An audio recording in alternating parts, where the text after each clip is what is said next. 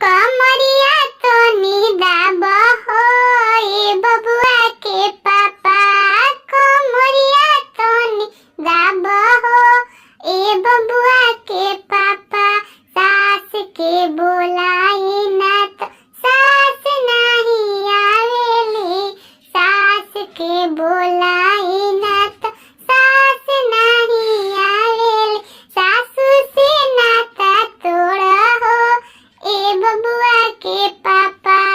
सासू से नाता तोड़ा हो ए बबुआ के पापा। कमरिया तो निदाब हो ए बबुआ के पापा। कमरिया तो निदाब हो ए बबुआ के पापा। मम्मी के बोलाई ना तो मम्मी दौड़ल आवेली। मम्मी के बोलाई ना तो मम्मी दौड़ल आवेली। मम्मी से नाता जोड़ा हो ए बबुआ के पापा। मम्मी से नाता जोड़ा हो ए बबुआ के पापा।